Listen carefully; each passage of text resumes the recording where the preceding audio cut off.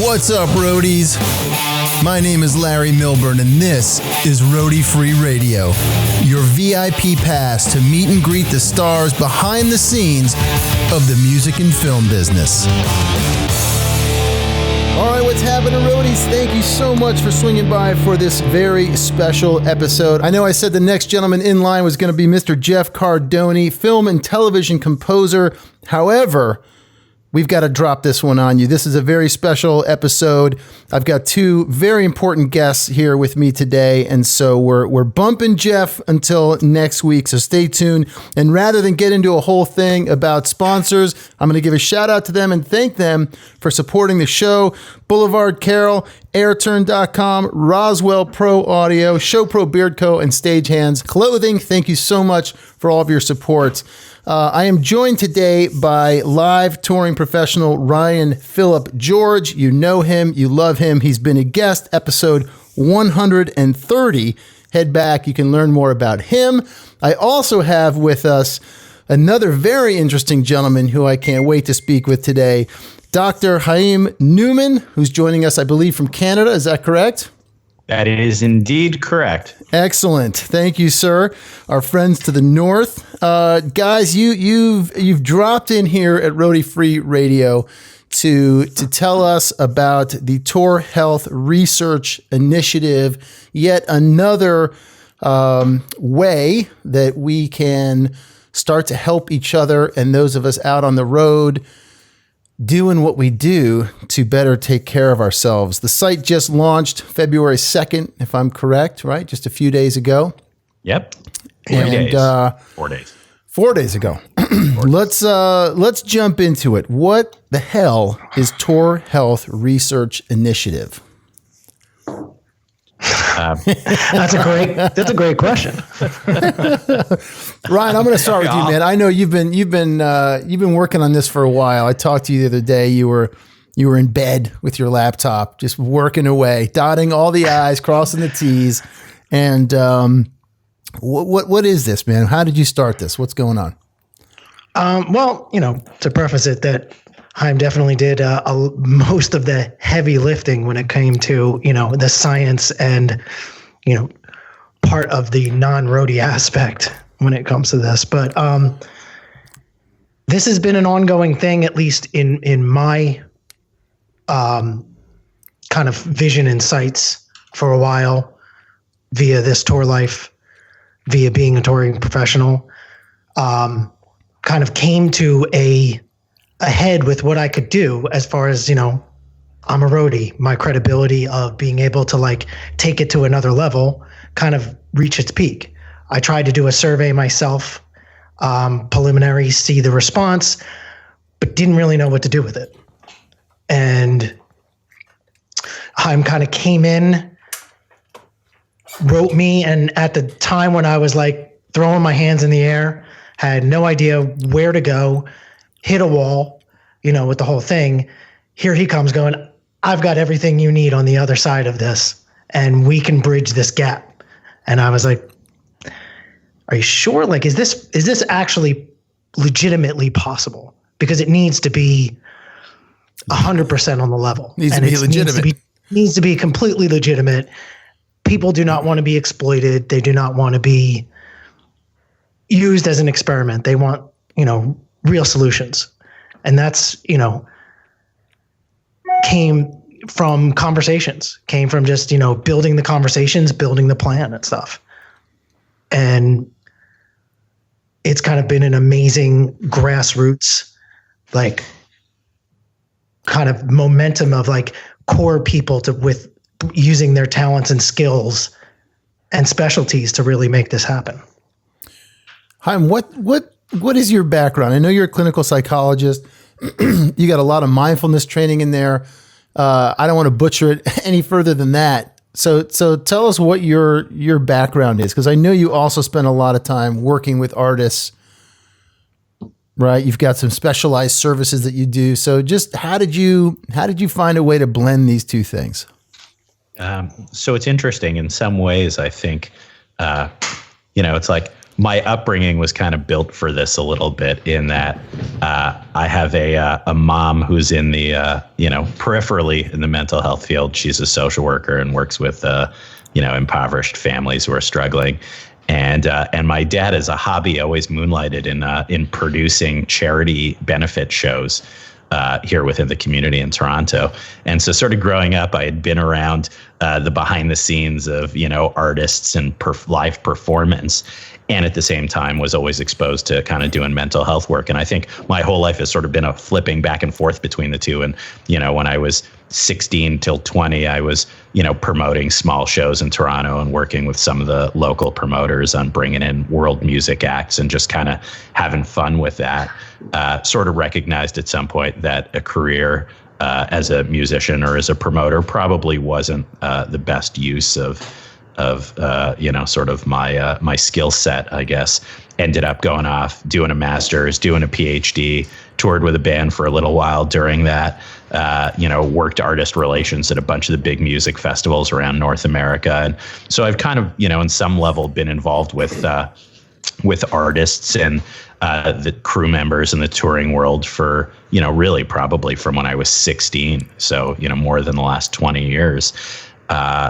Finished my PhD in 2013, went in a private practice, and just through a series of, coincidence, God, synchronicity, call it whatever word works for you, ended up being asked to take on a couple of artists as patients, pretty much almost at the beginning of when I started my practice. And immediately in beginning to work with artists, it was I had been in recording studios, I had been at festivals, I had slept on a tour bus for weeks.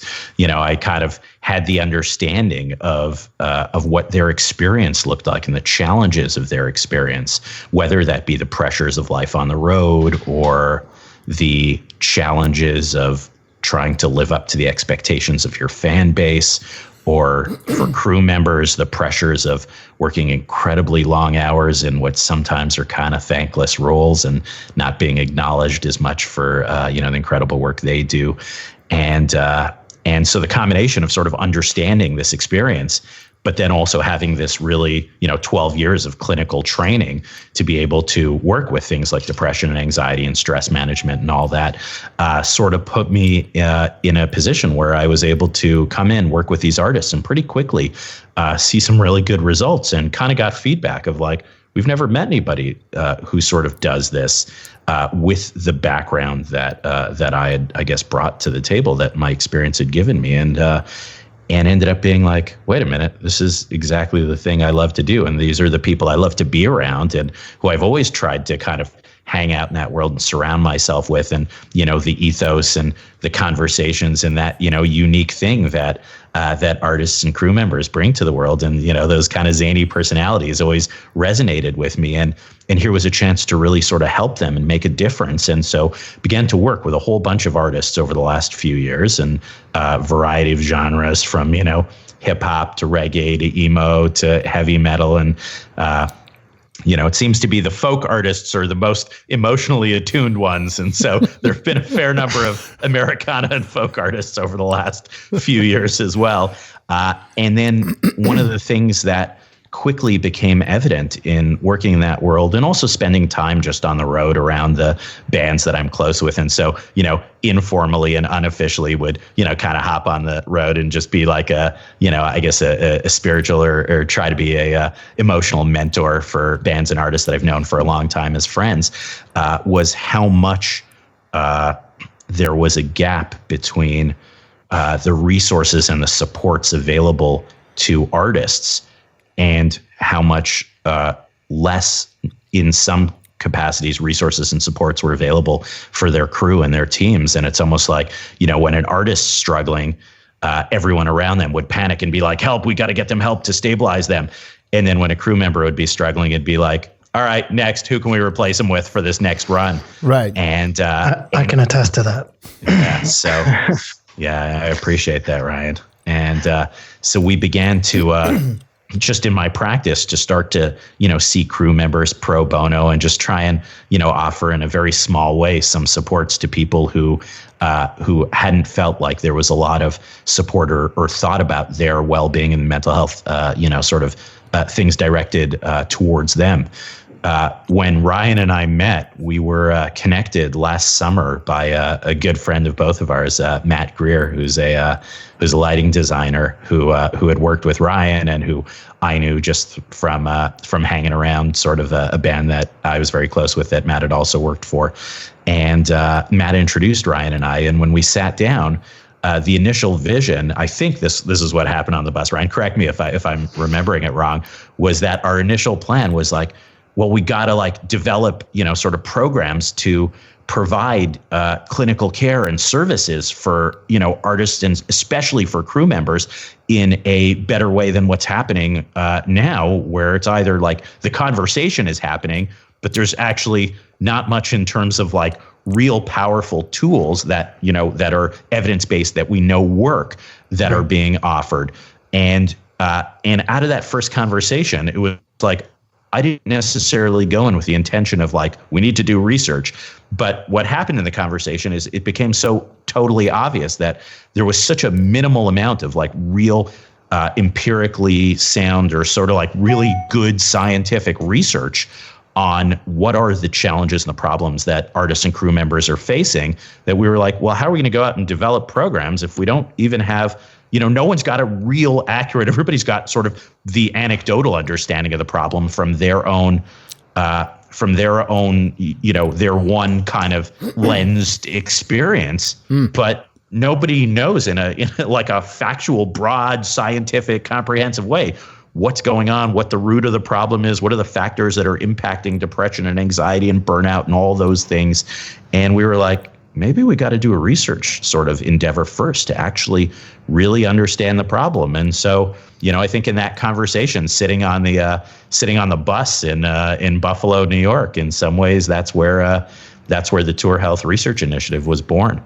It's interesting because I'm sure there's the feeling, the desire to come out of the gate and try to help people right away. But by doing the research first, you sort of have to put that aside to gather the facts, like you said, right?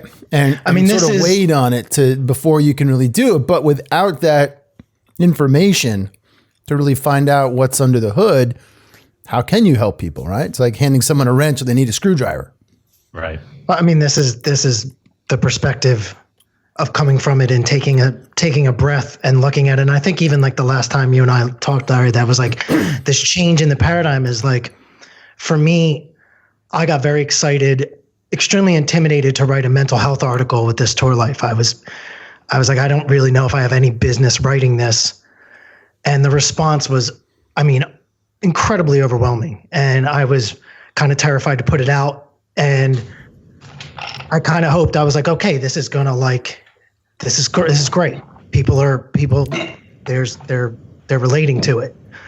And it felt after that, I sort of built this frustration that it just kept being the same conversation over and over. And the awareness was incredibly amazing. It was just, this is awesome. And it's people are writing and they're talking about it. And I keep waiting and going, okay, there's an awareness, but I don't really see anything changing. I thought this was going to kind of the awareness was going to lead to the change. And it seemed like everybody hopped in to do something and the intentions are amazing and they're great.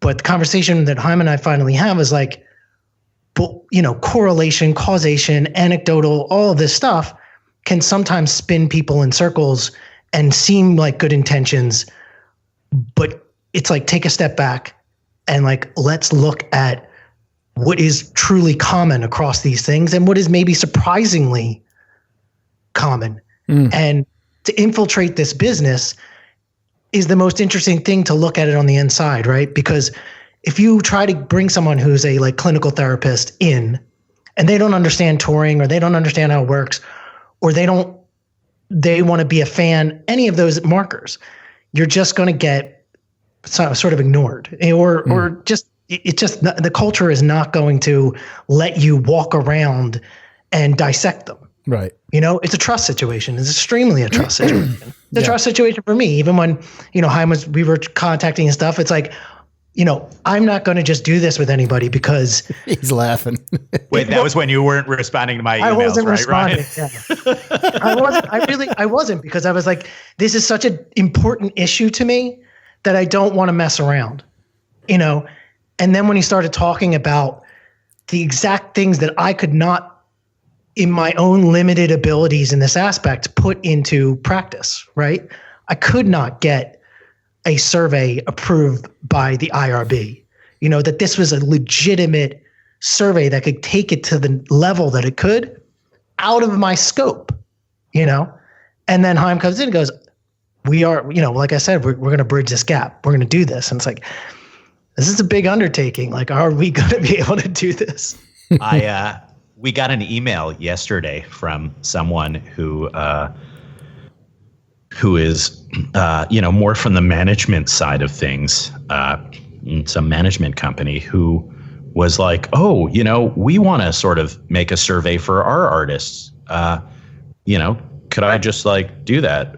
And I was like, I mean, sure, you could just do that, but we spent 6 months considering every wording of every question and to make sure that things were phrased in a way that made sense, that was psychometrically sound, which means that we know that the question actually addresses the thing that we want to ask about, which is often a problem in the creation of surveys and test measures, is like you kind of want to ask about something, but if you phrase it a little bit wrong, then you don't really get at that one thing you want to ask about. And so looking at what previous research, and the research is quite limited. I mean, there have been some small studies that have been done, almost never looking at crew, mostly artist based, and mostly, I think the biggest one maybe was out of Australia or the UK, and I can't remember. Maybe they had 70 artists respond. Right, we've had 500 responses in the first 4 days this thing has been open. That's amazing. And we're hoping to get it up to, our real target is to get somewhere between 4,000 and 5,000 over the next 3 months. And part of that is so we had to look at what was already studied and what do they know? And then based on that, you ask certain questions to either confirm or call into question some of their findings now that we're looking at sort of a much bigger picture of people, and to make sure that it was really, really hard to try and identify what were the right things to ask about. Part of what Ryan and I did, aside from, countless phone calls, and Ryan was on tour a lot of the time, and I would be traveling to work with artists or to be on the road with an artist.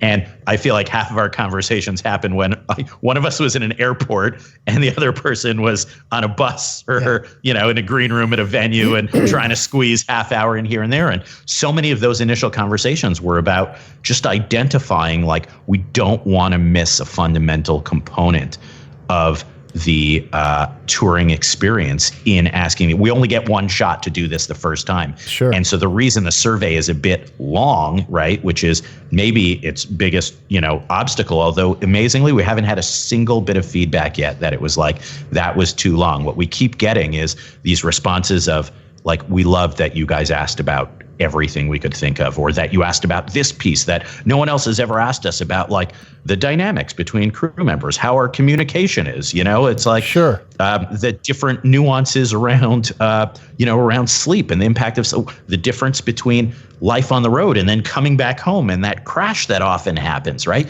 And we really tried to address almost the gamut of challenges that might present. And part of what Ryan and I did was sort of a qualitative research piece where we went out and spoke with a real variety of artists and crew members and other touring personnel who have, extensive experience in the industry, but also who are kind of sensitive to the mental health side of it, and said, hey, what do you think are the biggest issues that present? What are the things that you've seen that have been challenging for you on the road or for colleagues of yours on the road? And then assimilated all of that information into actually building the survey to really address every piece of the puzzle that we could think of. Did you have to sort of walk a line between this is a bit more geared toward the artist, or it's a bit more geared toward crew members, or are they all the same?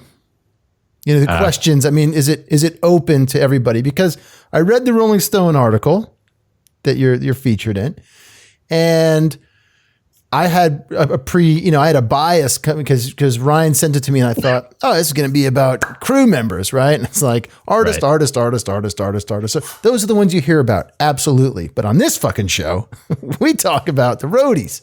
Right. And so it's like, there's some things out there, right? People are doing great work to try to bring light to it. You guys are now too. So I'm just curious, as you came up with these, with the survey and in your research thus far, how did you seek to balance that out, right? Is there a question that you might get where you're like, I don't know about that. I don't care about that. That's, it's my guy in the green room. So let me just, before you answer this question, that Rolling Stone article, we were taking our time in every aspect, waiting on IRB approval, building the site, designing, like just making sure we did not fuck this up. Yep.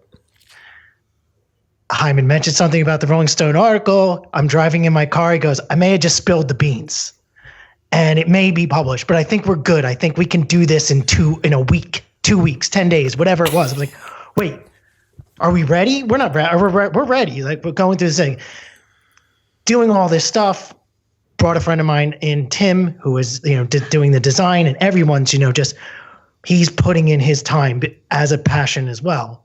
And we're going, all right, well, they published it. So even the link, the TorahHealth.org link, had no hyperlink to it because the website was not published. And we're going, well, we're doing this. All right, all in, let's go.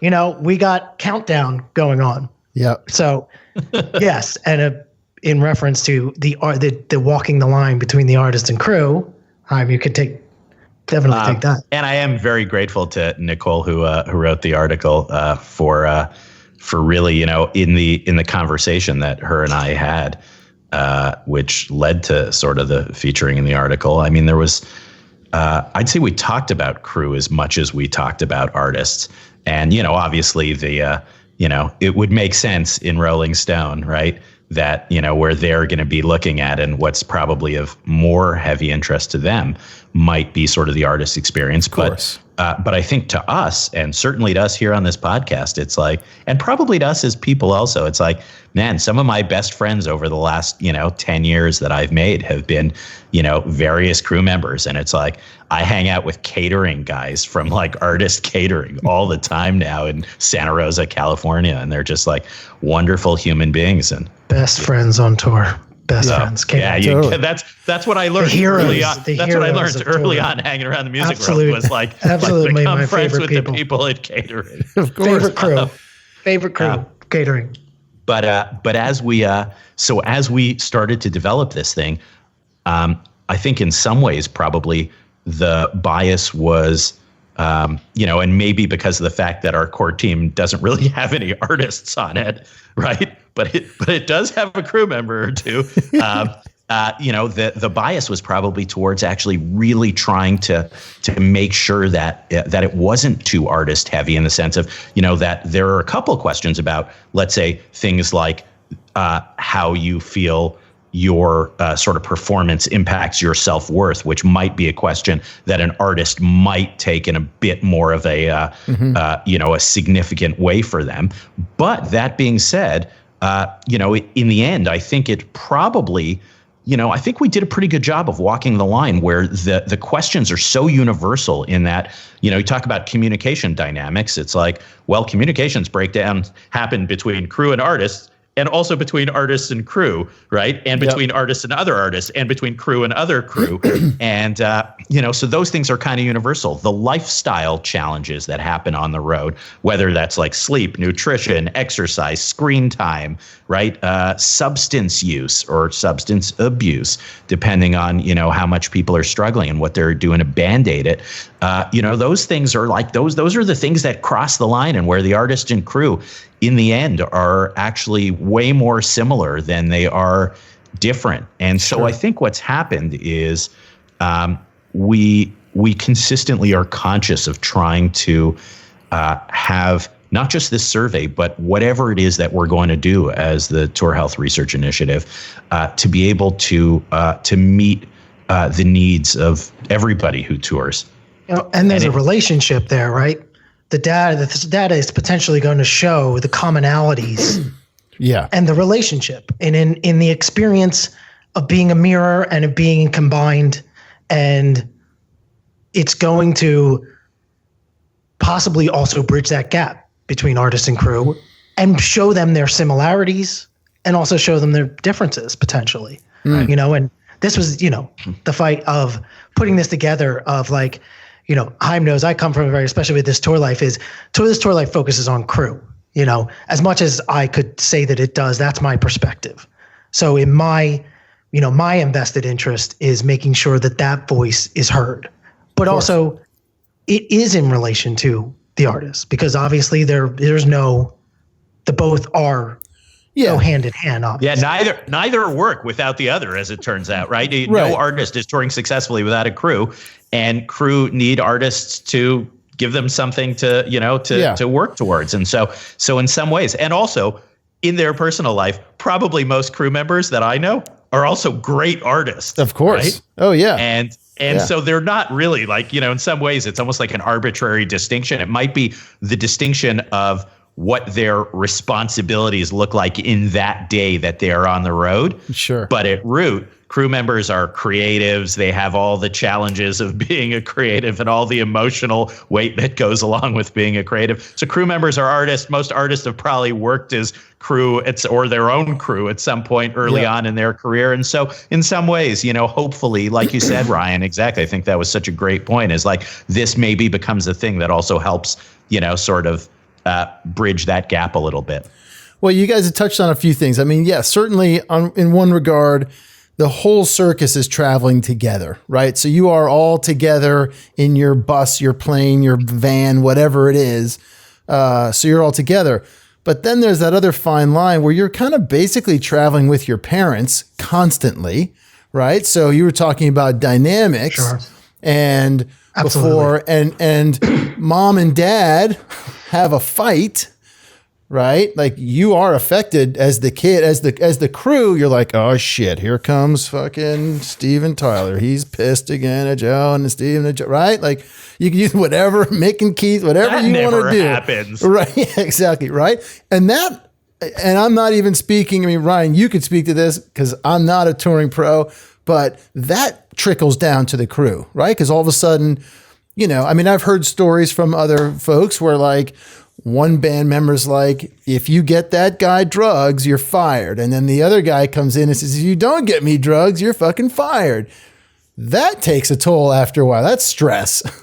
Right? I mean, there's definitely that. There is definitely sometimes lines crossed, and, there's professional, and it also like acts like a family, and also acts like a circus, and also acts like, high performance and, low amount of mistakes, people having fun. It is all over the place. And some people, where does the morale, who is in charge of maintaining morale? And sometimes that can be really, a big issue, right? Mm-hmm. And what you're talking about, the trickle down effect of the artist and vice versa. I mean, I've seen the wave go from artist to crew, backsplashed right back at the artist, and then right back until it's just like, this is a powder keg. Like this is going to blow. Sure.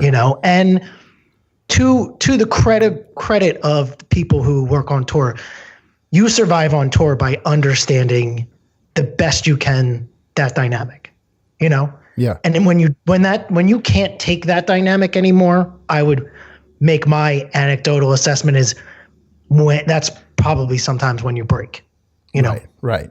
And yeah. I wonder when you talk about that bridge, Chaim, and I know you work, in performer and band dynamics, how would you bridge the artist band crew dynamic together? Have you ever done that? only in informal settings, meaning I've never had them, sort of in my office, both the artist with their crew. Certainly informally done a fair bit of helping to manage those relationships. And actually what I was going to say before, which I think is this is the perfect segue, is the single group of questions that is the most interesting to me, that I'm most curious to see the results and how those are correlated with things like depression, anxiety, burnout, suicidality, all those things, are the series of questions around communication dynamics between band, crew, and also management, who are sort of involved and sometimes responsible for the crew, and certainly, communicating with the artist, but also often not on the road. And the dynamic of communication between the three, points on that triangle, that's actually the thing that I'm most curious about, because in some ways, I think when everybody talks about, in the trendy conversation right now around, artist health and touring mental health, people go for the low hanging fruit, which is like, get more sleep on the road, drink less beer, stop eating pizza at the after show every night on the bus. It's like, and that stuff's true. Like doing all those things, like if you get an extra hour of sleep and eat less pizza and exercise a little bit on the road, like you'll feel better. But it's like, but that's kind of the gimme stuff. I think, and my concern is that the anecdotal stuff all addresses that. All of the interventions look at improving that. No one's really looked at the communication dynamics between, like you said, between band and crew, or also, as I'm thinking about it, between band, crew, and management in all directions. And so I'm really curious what the study will show around that, and that'll allow us to do what we kind of originally set out to do, which is then to build interventions and programs for tours based on the data that then allows us to go in and actually help improve and repair some of those dynamics. And so when you talk about, how do we bridge the gap, communication strategies, conflict resolution, right? People learning how to engage with non-reactivity and how to communicate things in ways that aren't necessarily emotional in nature. Probably what we'll find from the study, I'm not sure, and all speculative, but in theory, I might hypothesize that what we'd find in the study is that better defining of roles and responsibilities would go a long way towards things running smoother. Ryan, is that possible on the road? I think that's subtly probably one of the largest complaints. Really? I mean, I think everybody you've got a front of house engineer who's also a tour manager and production manager, right? Right, and at their core, they know what they need to do. But but this is like a always on situation. So then there just gets thrown in a little bit of this, a little bit of that, a little bit of, well, who's taking charge of that, or who, and I'm not going to say that I'm not going to, demonize every tour in that aspect, but I would say there is an interesting dynamic of who to go to depending on the situation. In a business where it's like, okay, I don't want you to come to me if it's $300 or less, right? Sometimes those things are not always defined, and sometimes they are, right? And in that definition, okay, I can go do this, right? I think it is. I think it's important. I think it's important because of the human aspect of it, because I think people find themselves to get more burnt out from not having, know what, by defined roles, right? And boundaries, defined roles, and, human centric. I mean, it's not about burning the touring industry or touring or everything down. It's about progress. It's about, can we improve this? I mean, every industry and every organization from the Industrial Revolution has gone through iterations of progress. Mm-hmm. And it's not about blowing it up. I think a lot of crew people and artists, there's a magical sense of don't destroy it. Don't take the Peter Pan aspect away from it. Don't sanitize it into this thing. And it's like, that's not a fair assessment. Right. I think when everyone starts talking about, because what you're talking about before is blaming the individual, putting individual responsibility on people, on how they eat, how they live, how they do on the road. Obviously, we all know we have sort of an individual responsibility. But we're also at the mercy of what is given on tour, what is available, what is deemed quality of life. You know, do we have to fight? Do you have to fight for your own quality of life? Is that like the way this is? I mean, that's my personal perspective on, you know, towards crew, is that it's about showing these things in the data that says, hey, this could be very simple. These things can be very simple to improve and change. And suddenly, and I know even from going from tour to tour, there are simple things that move around in tours, and I suddenly go, holy shit, why couldn't we just do this on the other tour? Like, why is this so much better? You know, and it's out there, and that is a lack of communication. Yeah. You know? One of the things that I think is really then becomes pertinent is, in some ways, it's like, I'm really curious about where the data will support that, and also like where the data will prove like me wrong and Ryan wrong. And like sometimes we think that some things might be, you know, based on our experience, but it's like, you know, Ryan's, you know, been a rock star on 10 tours that he kept anchored together. You know, I've poked around on 5 tours, but it's like, we've never been on 1,000 tours. But you know who has been on 1,000 tours? 1,000 different touring personnel. And so by reaching out and getting the data from like a multitude of people, it allows us to look at beyond our own experience and say, like, maybe we're wrong, but maybe whatever the case is, we'll certainly find out what the core issues are by taking the voices of all of these people who tour. And in the first 2 days, I only looked at the data on day 2. I only looked at 2 questions so far. You're not allowed to peek. I know. I really, I was that kid. I mean, I didn't have Christmas growing up, but I always peeked at my Hanukkah presents in advance. And let's just say that all the data collected is anonymous. There is no personal information is taken from anybody.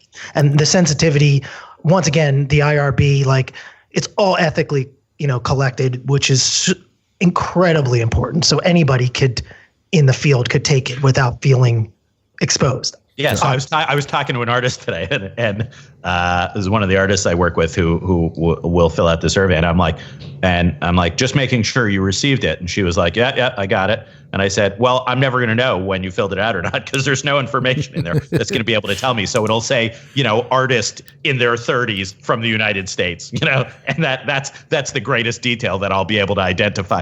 So basically, but I peeked at 2 questions, which was, and I only peeked when we were at about 200 respondents. So that was on the 2 days in, roughly. So we're averaging about 100 responses a day right now. And so I looked at the breakdown of artist versus crew, like how many of the respondents had been artists and how many had been crew members. And so far we're at approximately 85-15.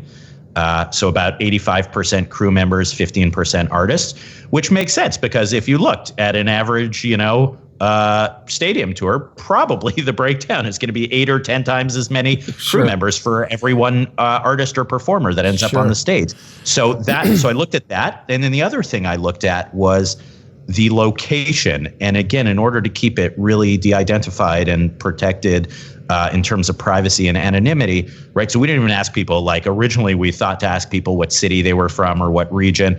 And we were just like, no, you know, might be too close. Maybe you could identify who's a lighting designer from New Mexico. And so the only geographic information hours spent on this is what, well said, is what country you're from. And in the first 200 respondents, we had 20 different countries already covered. So we had crew members and artists from Mexico, from Germany, from New Zealand, from the United Arab Emirates, and then of course a whole bunch from the US and Canada and the UK. And I love that. And I was just like, this is what we want. We want to be able to get an understanding of touring in general, not just touring in one genre, not just touring in the US, not just, you know, touring at this level of success, but to really understand what the impact of the tour experience is emotionally and psychologically on individuals. Where do you guys think we are in the tipping point of this whole issue, right? If we take a larger view, a bird's eye view of this whole thing, and we really think that like, wow, touring really, and like this whole thing in the business, right? You're talking like mid to late 60s into the 70s when the machine really kicked in, and then 80s. right? When everything became super Right. corporate. So you still have a lot of folks working that are from the olden times, right? The old roadie, just not fuck it, he's drinking party, do your thing, right? And then you've got the new breed, which are known as techs. Yeah. So as they all mingle and as it's a bit more acceptable to share your experience, right? And want to communicate more to understand the other person and survive out there. Where do you guys and we see more and more artists falling by the wayside. Where do you feel like we are in the tipping point? Are we just at the beginning? Are we just scratching the surface? Are we there, or like we still got a ways to go before change can happen? So I'll answer this very briefly. Just one anecdote, and then Ryan, this is probably a question that I think you're better suited, having been in the industry, full time in a way deeper capacity than me for much, much longer. Which is the one anecdote is we had a reach out on day 3 from a crew member from a particular city in the United States who sent a message to me and said, I feel like, no one really cares about us and thinks about us. And this is the first time I really feel considered, and that my what I'm going through matters. And I took your survey. Some of the questions brought up some things for me, and I realized I think I need to get a little bit of help. Do you have a name of someone in my city that I maybe could go see? And I was like, that's the tipping point. It's right. Like, it's already, if one person already, his life gets improved, we've tipped. Yeah, you're right. In the big scale, we got, it's still maybe ways to go. I don't know, Ryan, I'm curious to hear what you think, but I think that for me already, I was like, great. If it folded tomorrow, we did our work. Well, what's tremendous is that they've only taken the survey. They haven't even received the help from what the survey is going to offer ultimately, right? I mean, That's very cool.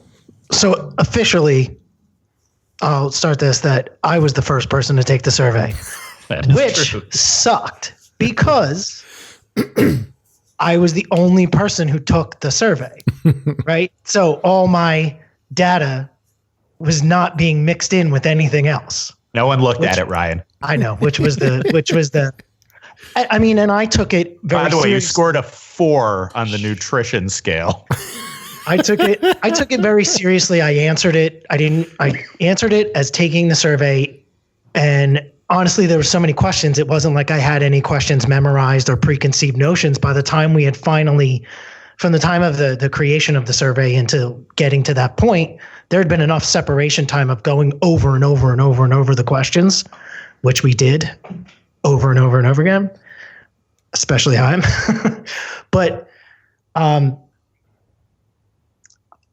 the outreach, and I do want to say that there has been, I have personally reached out to a lot of people, because this is, how we're going to get people to do this is trust, and trust that we got them.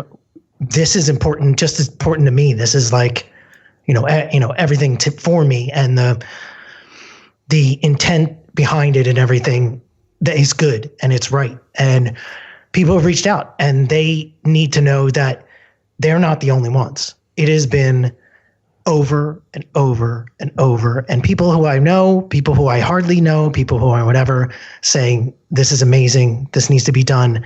And what that should say to every single one of them is exactly what it said to me, is that this isn't revolutionary. This isn't crazy. This isn't like some fringe thing. This is really, really necessary.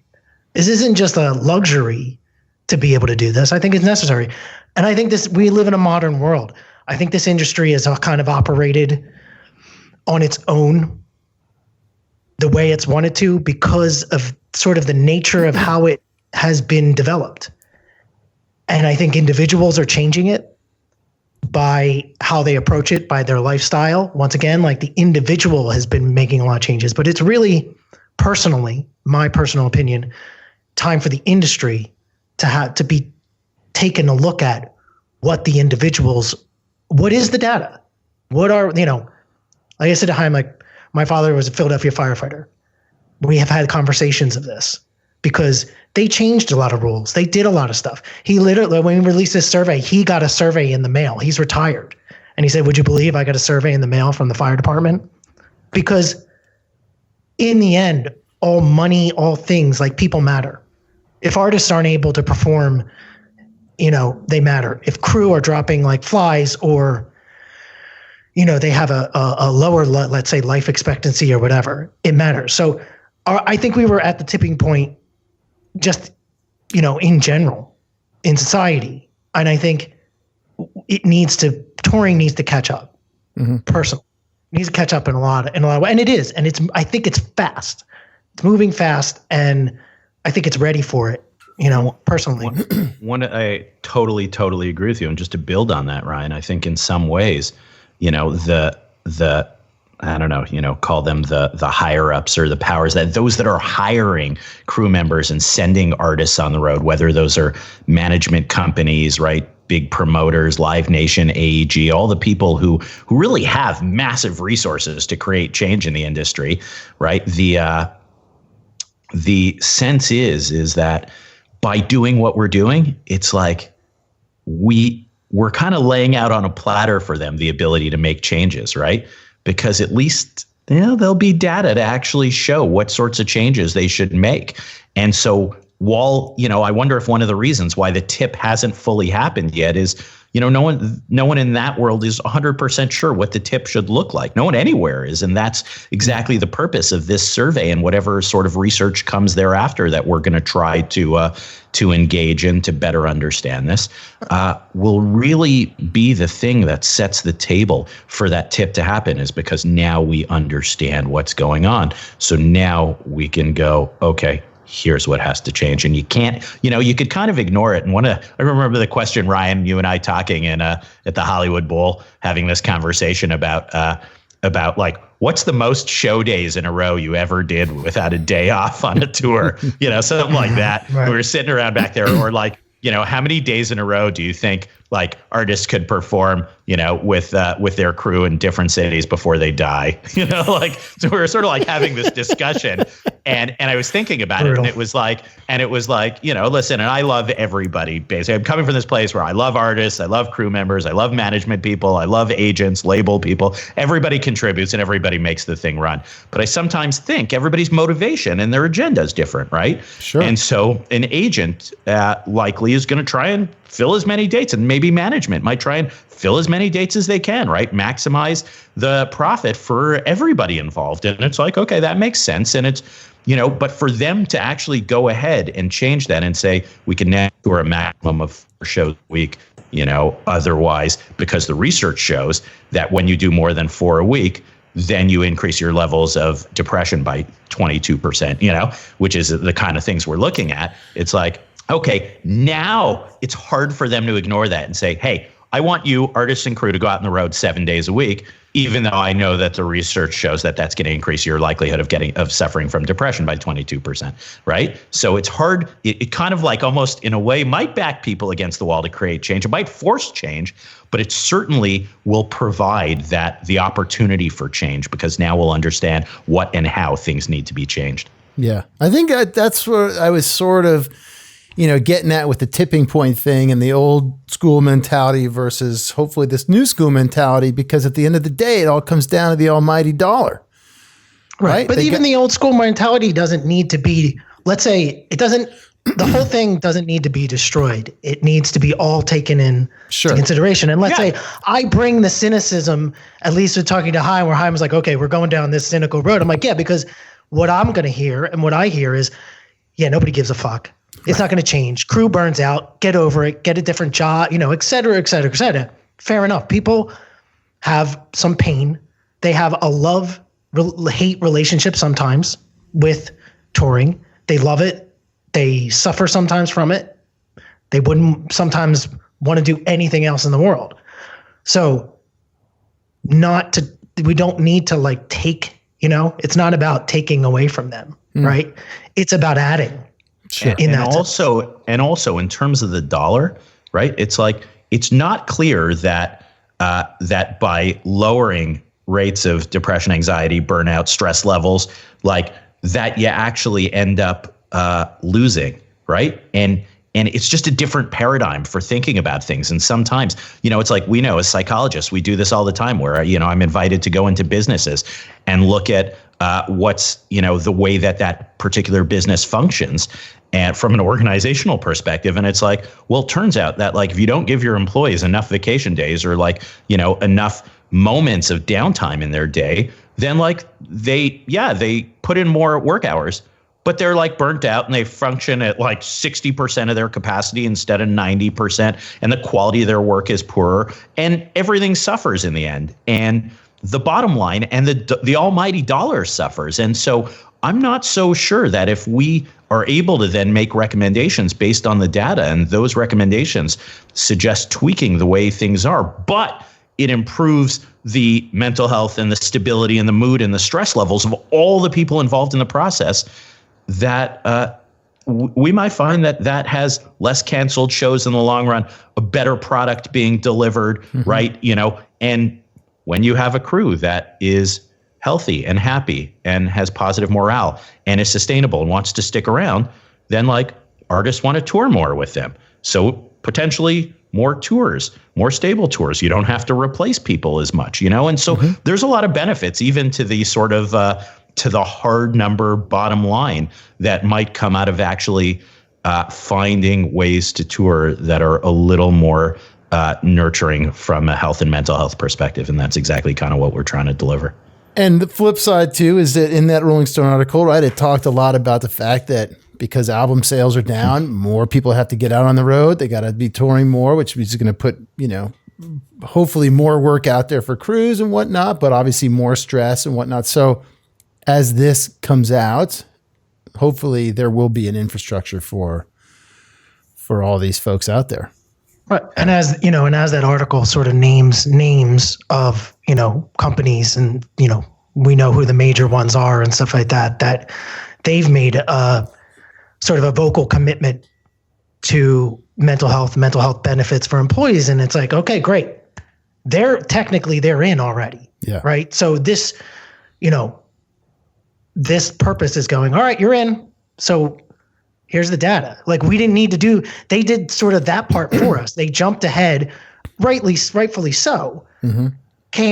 People came out, they started foundations doing amazing work, doing amazing stuff, and they're there. So the support system's kind of like being built, but we're hoping gives them the tools, that the tools that are specific to this industry and not just general population or anecdotal ideas of everyone going, well, yeah, you dumb shit, I'm burnt out because, I don't get any sleep. And it's like, okay, all right. But, maybe if all these other markers and all these other things and all these other stuff happens, would that be the least of your problem, right? Would you be more rested or whatever, those points and those markers. And I'm hoping, and we should, if the data's, if it's right, and we have enough people, we should be also surprised. As Chaim said, he's like, there's a lot of things we're not going to be surprised about, but there may be some things that we are surprised about. And that to me was like, that's why it's so important. Like, that's why it's so significant. Yeah. Because what is it that you might not be seeing, that you might not realize that amongst all these groups, this one, everybody eats carrots, like obviously joking, but, oh, wow, we never thought of that, and that part of it is, I think, worth people's time. I think it's worth their time. And I think they think it's worth their time too. From what I'm finding, I think they're saying it's worth their time. We hope it's worth a lot more people's time. Yeah. Are there folks in the industry or parts of the industry that this is not for? For example, if I'm a record producer, if I'm a recording engineer, studio session player, that sort of a thing, is this specific and exclusive to the Touring Pro? Yeah. So this particular study, and again, hopefully down the road, we'll have the opportunity to do many more studies and look at, developing and understanding research and data on different aspects of the industry, session musicians and the pressure on recording engineers. This particular study is really designed just for touring personnel, right? You have to have been out on the road. Now, it doesn't matter what capacity you're on the road. And literally, if you look at it, have you seen the survey yet, Larry? Have you looked through it front to back? I haven't opened it up front to back yet, no. Well, so if you open it front to back, if you look at, I think, question 7 or 8, which is the question about what is your primary job or jobs on tour, that list is like, everything from, the front of house engineer to the personal trainer, and every imaginable. We literally spent as much time as we possibly could, coming, and we'll still miss 100 of them because the nuances of differentiation between, the video this and the video that and the video. I'm sorry, I apologize to all the video people for I'm not a tech. This is not my area of expertise. I understand what some of the roles are, but not the nuances of the differences between the minutia of all them, although they are all really and equally important. Yes. So we really tried to just, it's everybody who's out on the road or who has been out on the road in any capacity, artist or crew, whether you've, been touring around in your mom's van playing house shows and, sleeping six band and crew members to a Red Roof Inn room, or whether you've been on a private jet and are, staying in the Four Seasons or the Ritz-Carlton, and, touring 2 shows a month. It's like, it's for everybody. And the questions really span all of those things. And we ask questions about the scope and scale and how often and what kinds of touring you do and what is the, how are you on the road? Are you in a bus? Are you in a van? Are you in multiple buses? Are you in a plane? Are you flying commercially? Are you in a private jet? Just to understand what size rooms and venues are you playing. So, but it really is for touring personnel, but for all touring personnel. Yeah. And I, to be fair, I didn't open it because I frankly didn't know if it I know, right? I don't know if it triggered something and then I was locked into something that I shouldn't be in. You know what I'm saying? So I was I better not press that button, but that's the only reason why I didn't look, man. But now that I know that I can, I'll go take a look. We can send you we can just send you a copy of all the questions. We could add roadie podcast to the occupation. Right, exactly. Just so that it separates it. But then we'll, Yeah, stay tuned for our next study, which is just for just on podcasters. Trust me, there's a lot of stress in our world too, man. Call anytime. Be careful what you wish for. So this went live 4 days ago, right? And back on the 2nd, it's up until May. Is that the deal? Yeah, we're targeting about 3 months, and maybe we'll leave it a little longer if we see there's still a lot of responses coming in then. Okay. But probably our tentative target is 3-month data collection, so February till kind of May 1st or May 2nd. I just thought of a random question that popped in my head. Do you think it could be skewed at all by sort of time of year, right? People are sort of down now, but what if you hit people with this type of questionnaire end of the summer, fall, when they're coming off of festival season and all that kind of stuff, world tours. And So in some ways, your hypothesis then is that their depression would be lower, but their stress, having just been on the road for 4 months straight, might be much higher. Exactly. It's an interesting question, and the truth is, in some ways, I've been home doing this, and I'm stressed as hell. You're all fucked up. I've been home doing this with my break. This is like, my dead time of touring is this, and my wife's like, "You look pretty stressed over there." I was like, yeah. So I don't know. Listen, in theory, there are all sorts of effects. And the effects become even really individual. Like, and sometimes, in some way, what time of day a person takes it, right? And how tired they are and what happened in their life that day. All those things can theoretically impact, but that's part of why you collect massive amounts of data, is because, when you study 30 people, and most of the previous studies have been under 100 respondents in total, then you're much more subject to the little nuances. But we know that things like what you're talking about, seasonal affective disorder, it doesn't affect 40% of all people. Right. It affects a much smaller number. And so those people might move the depression needle a little bit. Mm-hmm. But if you have 5,000 people responding to a study, those people's numbers are not going to be that different that overall it'll skew the depression numbers. So between now and May, are there markers for you to sort of stop, intake some of the data, look at it, see where things are at, or just no, it's just out there till May? And like, what are the steps for this, right? When do you then propose that some of the findings will come out and some of the help will come out and all that kind of stuff? What's the plan?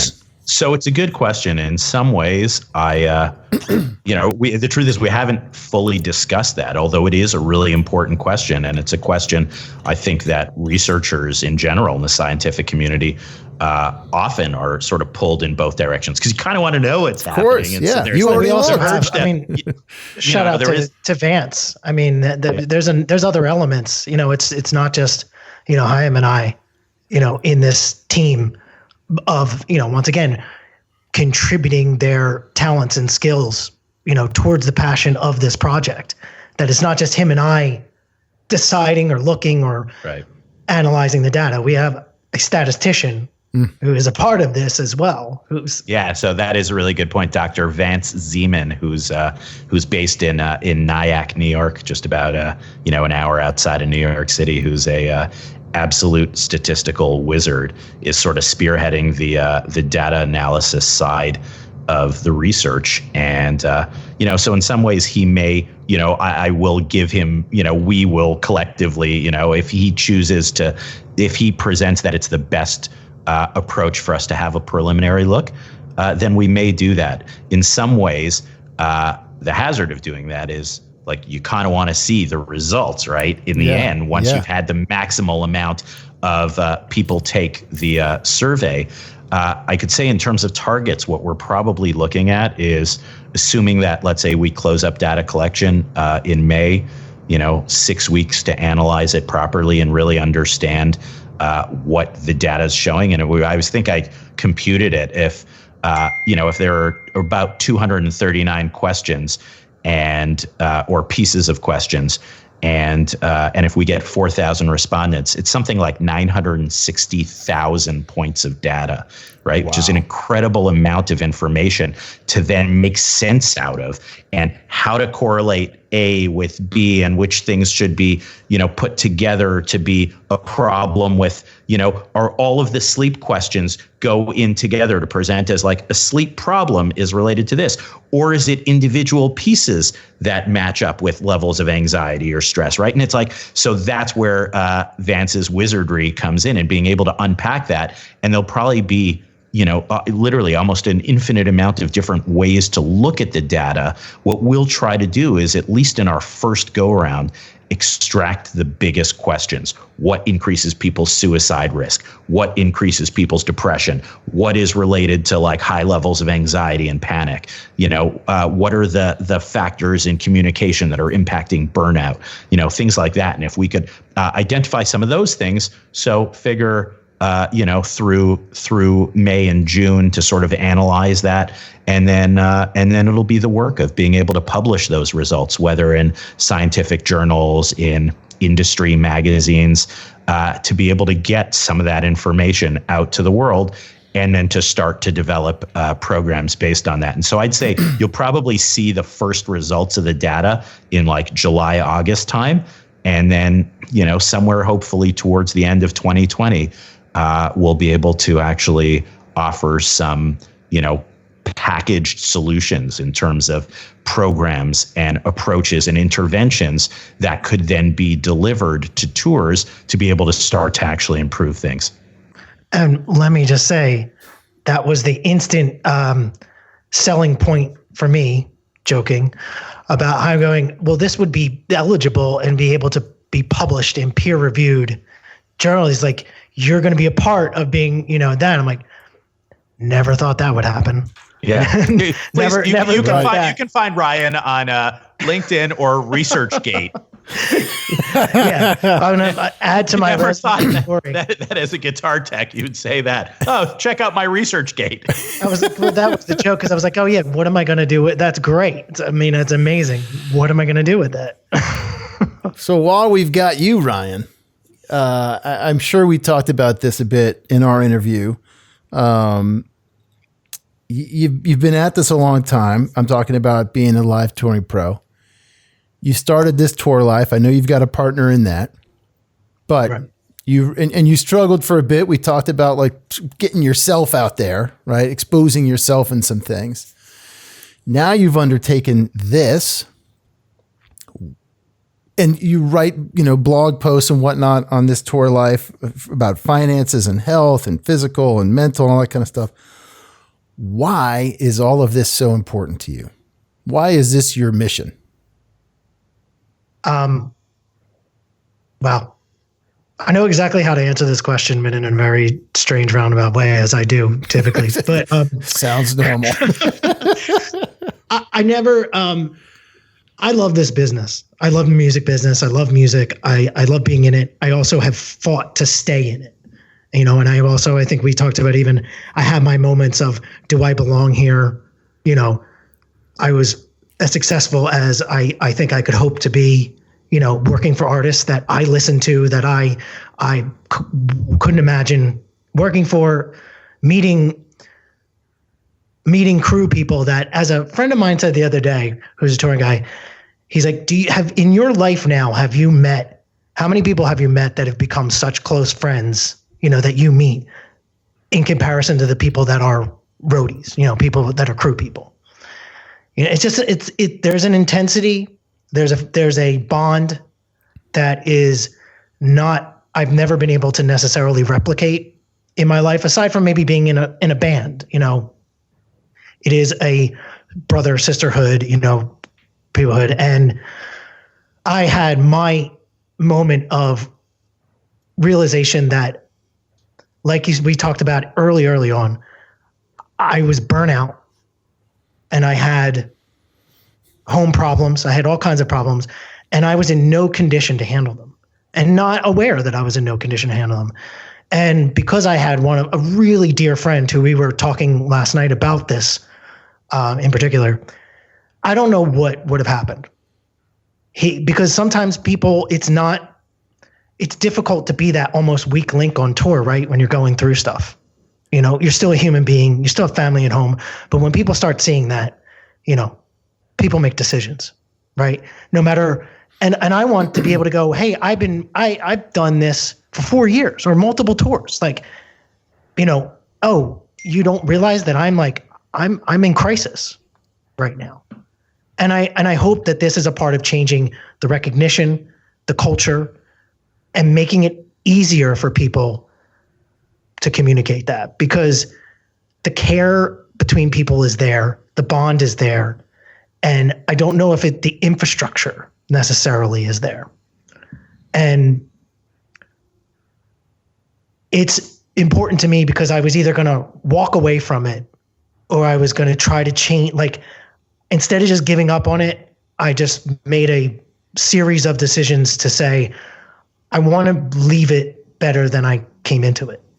I mean, really, that's kind of it. If I could do that, that would be amazing. And if I, like Chaim said, like, if I could affect one person, and people have written me that they have been affected, like, I did it, in that aspect. So right. Everything's gravy and gold from everything we're doing. I mean, getting to talk to you, even being someone, even to have this, to be able to be on this platform, to have something to say, to go from just being someone in the business to almost a reluctant minor advocate, for the people that I care about, the people that I respect, the people that I see have pain, but also have brilliance, and they have a mixed bag of everything. And if we can put together the infrastructure so that they can thrive, plugging why Tour Health Research Initiative, and we went, wait, holy crap. Anyway.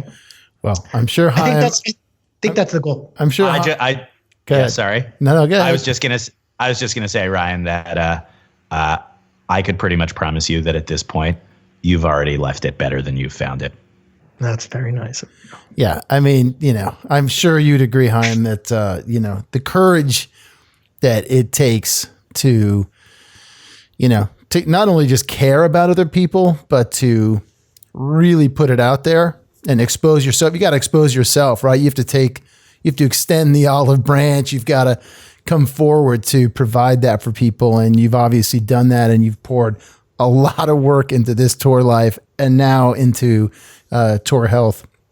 initiative. So congrats. I mean, man. when things got super sciencey and like out of my realm, I'm like, I'm just happy to be a part of this. Like, this is just, I could see like the big picture from 5 years ago of this going, how do I do this? What needs to happen? Okay, I'll just do it to myself. I'll take myself as the test subject because I need this. Right. And then going. I don't know what to do next. I don't know where to go next.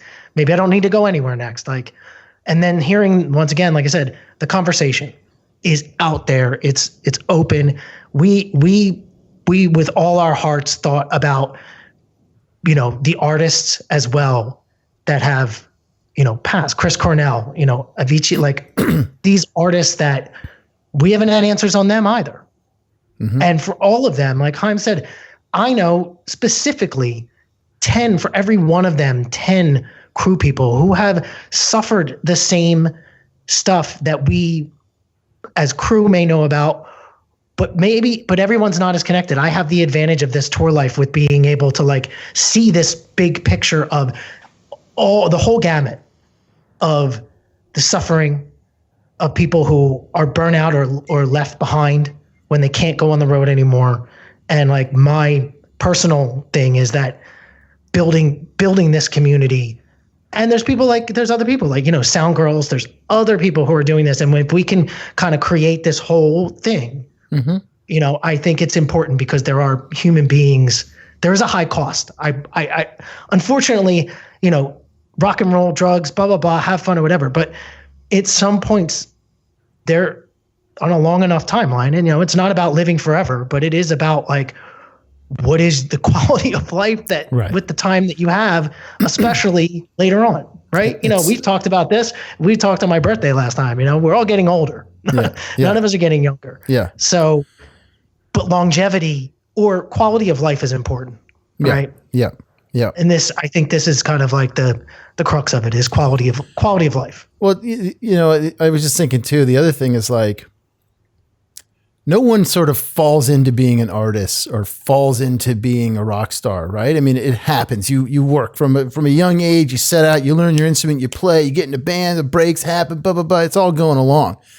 But from listening to my show, from people's stories, and from from living with, crew members for years and years and years, hey, I was a Marine and I got out of the Marine Corps and then I just fell into being a fucking roadie, or I was a bartender and then I dabbled in doing front of house and then all of a sudden I got picked up to go on tour. Like you fall into it. So when you fall into it though, you fall into it with the baggage of your life from everything else, right? I mean, maybe you fought in Iraq or wherever the hell, and now you're a roadie, you're on the road, but you never dealt with what you dealt with in the military. Sure. And this quote unquote school of hard knocks of coming in and, you learn on the job, it's fast. It's figure it out as you go. People are talented. There are incredibly smart people on tour that are so unbelievably inventive. Mm-hmm. And but you're also, thrown into a situation. And I think everyone has a different perspective. If I would have known the toll that it would take on my health, mm-hmm. I don't know. And other people are go, really? You didn't know the toll it was going to take, whatever. It's like, well, maybe I was naive, or maybe I just was invincible, or I don't know. I went from, living like in bands and stuff like that, doing whatever the hell, and then going, oh, this is professional living this way, like living this way professionally. Right. It's a career. Yeah. One of the things I think you bring up a really important point, Larry, is, it's sort of like, I guess the sister quote to, wherever you go, there you are, is wherever you go, like you take with you all of your past and all of your baggage. And so in some ways that's, I think an added real benefit of, which like in that anecdote I sort of mentioned to you about the crew member reaching out for help after taking the survey. Well, an added benefit of this is, a lot of people, it's like, not only are they struggling because of stresses of the road or mental health challenges that present because of the nature of touring, but like they might be carrying into them like a lifetime of struggles with depression, anxiety, high stress levels, suicidal thoughts, whatever else it might be. And so part of this is part of, I think, what we're already seeing, and really the added bonus of the survey, is that it helps people start to think about where they're at in terms of these core psychological states of being. And even if, touring is not the primary source of their stress or depression or anxiety, but maybe sitting and taking such a survey presents the first time that they've really been asked to think about, like, how is my mood? Like, am I anxious? Oh, this feeling that felt horrible that I've just been like, oh, this is what being alive is like, no, this is actually like something that's out of balance. Oh, there are things I could then do to like figure out how to get that in order. And it's like, and in some ways, if you can measure it, you can manage it, slight aspect. I mean, that's really a generalization. But I was more just like that in my head. It's more like, if you can shine a light on it, then you could eventually figure out what to do with it. But until now, there just hasn't, for a lot of people, there hasn't been, that light shone on it to even think like, oh, hey, like maybe this is something that I need to address. And so that is, when we put in there sort of one of the potential benefits of the survey is that like maybe it gets you to think about things that your life will be better for having thought about. Mm-hmm. Sure. And let's say like culturally also, every individual has their own kind of take and perspective on what they think mental health is, what they think where depression falls or anxiety or anything like in their life. People will be like, oh, like everybody's depressed. Like there's all these things, and like that's the problem sometimes with the conversation, right? Is all the swirling of anecdote and opinions about, what is suffering, what is mental health, who's really has a problem. Oh, maybe they already had a problem to begin with. I love this job. I don't see what your problem is. I mean, there's all those things. But the best part is that data doesn't have to have an opinion. Right. And that's what was so unbelievably important reality for me. And I'm kind of presenting this and everything is like, the data doesn't have to like tell you what to think, necessarily. It doesn't have to tell you what your opinion is and go, well, you need to take better care of yourself.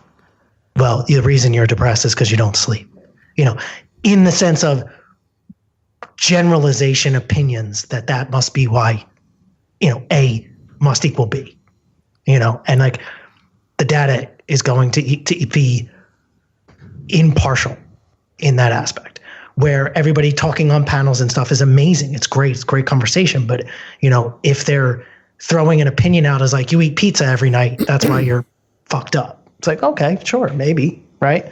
But I could be a power lifter too and eat pizza every day. And I could, kick your ass, whatever, there's, you can decide to go, I'm just saying like, you can decide to do a lot of different, follow a lot of different things anecdotally, but it might not be the reason. Ryan, did you show him the picture of you powerlifting? I walked right into that one. Set myself up. There's a picture of Ryan with a series of weights of what we'll call undisclosed measures of weight.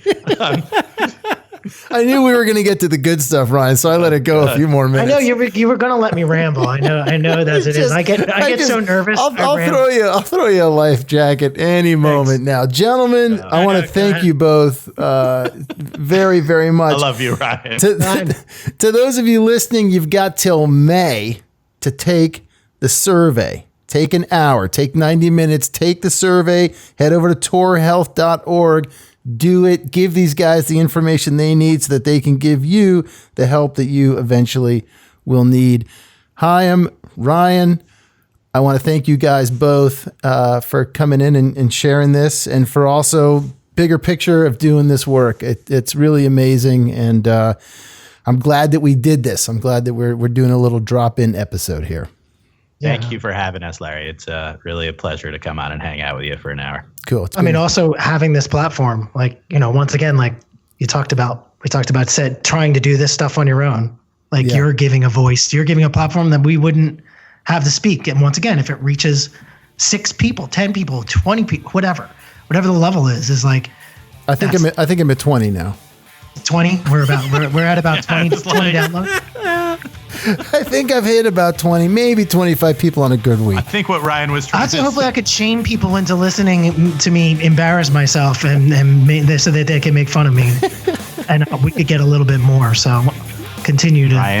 Ryan, everything you say comes from the heart, and that's why it impacts people. And that's all that's needed. Then we're going to end it right there. Folks, stay tuned. Next week, we will have Jeff Cardone, film and television composer. And you know what to do out there, kids. Y'all be safe out there.